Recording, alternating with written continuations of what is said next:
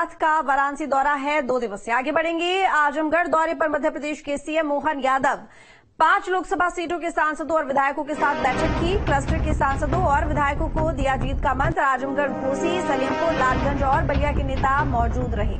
तो ये बड़ी जानकारी आजमगढ़ के दौरे पर रहने वाले हैं मध्य प्रदेश के सीएम मोहन यादव। 5 लोकसभा सीटों के सांसदों और विधायकों के साथ में बैठक। क्लस्टर के सांसदों और विधायकों को जीत का मंत्र दिया। इसके साथ ही आजमगढ़, घोसी, सलेमपुर, लालगंज और बलिया के नेता भी इस बैठक में मौजूद रहे हैं। तो मध्य प्रदेश के सीएम जो कि आजमगढ़ पहुंचे।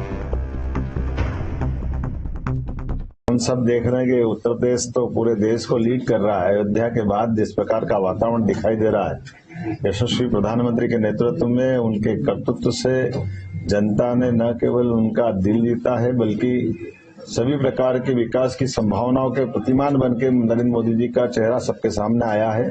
इसलिए पूरे देश की लगभग 100 करोड़ से ज्यादा की आबादी के मतदाता सब तय कर चुके हैं कि तीसरी बार फिर मोदी सरकार।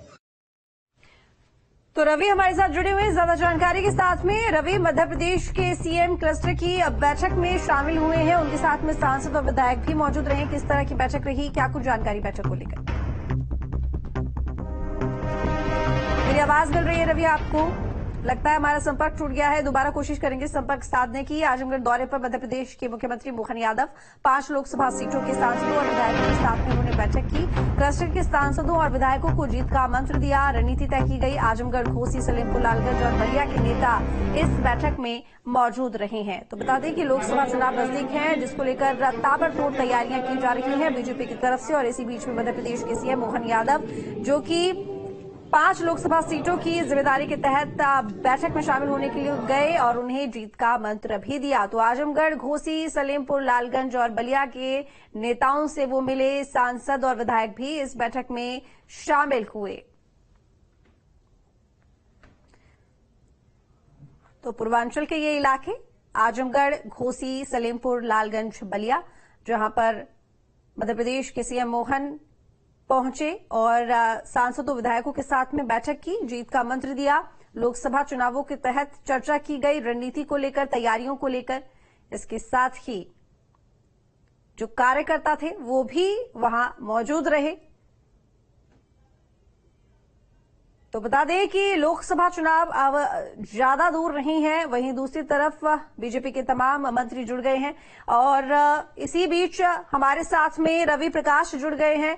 रवि, जानना चाहूंगी कि जो मध्य प्रदेश के मुख्यमंत्री हैं मोहन, वो पहुंचे हैं आजमगढ़, जहां पर उनके साथ में 5 लोकसभा सीटों की जो सांसद है, विधायक है, वो भी उनके साथ में पहुंचे। बैठक ली गई, जीत का मंत्र दिया गया। किस तरह की बैठक रही है, क्या कुछ जानकारी इस बैठक को लेकर? बिल्कुल, जिस तरह से आने वाले समय में चुनाव होना है, उसको लेकर के बीजेपी एक बड़ी रणनीति बना करके और आगे आगे अपनी रणनीति पर चल रही है। अभी मोहन यादव का जो आगमन आजमगढ़ में हुआ है, यहाँ 5 लोकसभा जो आजमगढ़ के अगल बगल क्षेत्रों के हैं, उनके सभी सांसदों, जो उनके सांसद हैं, जो उनके प्रत्याशी रह चुके हैं या फिर जो उनके विधायक और जीते हों, हारे हों, इसी तरह सभी पदाधिकारियों के साथ अलग अलग चरणों में बैठक कर रहे हैं। शुरुआत के 2 चरण की बैठक अभी हो चुकी है। तीसरे चरण की बैठक अब से कुछ देर में होनी है, जिसमें मोहन यादव द्वारा जो है अलग अलग तरीकों से लोगों को यह बताया जा रहा है कि किस तरह से आने वाले चुनाव में वह लोगों के बीच जाकर के अपना काम करें। साथ ही साथ एक बड़ा मैसेज भी बीजेपी ने आजमगढ़ के जरिए यह दिया है उत्तर प्रदेश को कि आजमगढ़ और अगल बगल के जो पूर्वांचल के सटे हुए जिले हैं, वह कहीं न कहीं से पूरी तरह से यादव बाहुल्य हैं। ऐसे में मोहन यादव का आजमगढ़ आकर के और यहाँ के कार्यकर्ताओं के साथ चुनावी रणनीति बनाकर उनको चुनाव जीतने के गुण बताना एक कहीं न कहीं से इस बात का भी संकेत है कि अब बीजेपी का अगला जो टारगेट है वो उत्तर प्रदेश में खास करके पूर्वांचल है, क्योंकि पूर्वांचल में यादव मतदाताओं की संख्या काफी ज्यादा है। अखिलेश यादव, समाजवादी पार्टी या फिर अन्य जो यादव नेता हैं, उनका प्रभाव ज्यादा है। तो कहीं न कहीं से बीजेपी एक अलग धारणा भी, एक अलग मैसेज देना चाहती है लोगों को कि सभी के साथ अब वह यादवों को भी अपने साथ लेने को तैयार है।